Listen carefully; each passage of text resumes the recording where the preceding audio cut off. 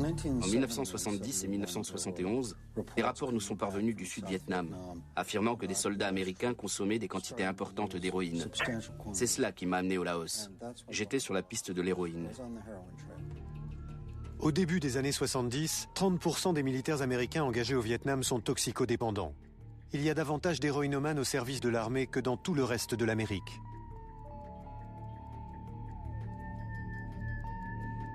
Dans le triangle d'or, entre le Laos, la Birmanie et la Thaïlande, les maîtres de la guerre ralliés à la CIA sont également trafiquants d'opium.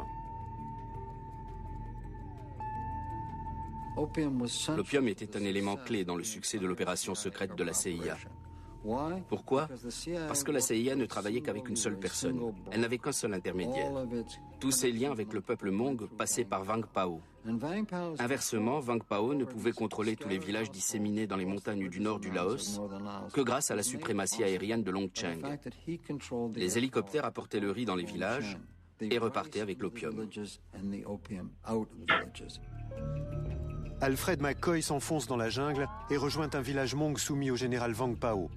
Le doyen du village lui parle d'un marché particulièrement cruel. Le doyen du village, un homme qui s'appelait Ger Siang, m'a dit la chose suivante. Nous avions passé un accord avec la CIA. Nous leur donnions nos hommes et en échange, ils nous approvisionnaient en nourriture. Or maintenant, Vang Pao nous a demandé de livrer nos garçons de 14 ans. Mais si nous lui donnons nos garçons, qui épousera nos filles? Qui produira la génération suivante? Ce serait la fin de notre communauté. Donc nous avons refusé et ils ont coupé les livraisons de riz. Le refus de ces villageois restera une exception. La plupart des habitants des montagnes ne peuvent empêcher l'incorporation de force de leurs enfants dans les troupes de Vang Pao. Faute de main-d'œuvre, les champs de riz ne sont plus cultivés. Le commerce de l'opium est la seule source de revenus qui demeure.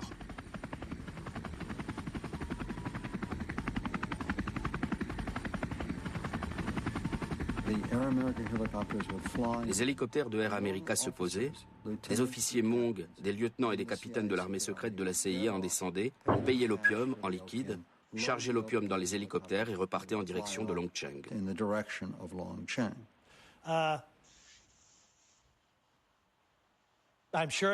Je suis convaincu que des choses de ce genre ont eu lieu, et d'ailleurs personne ne le conteste.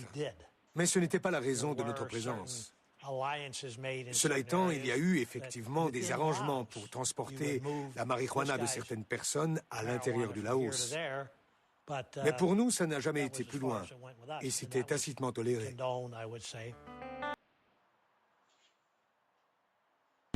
Direction l'Afghanistan à présent, où une hausse record de la production d'opium a été enregistrée en un an, plus 34%.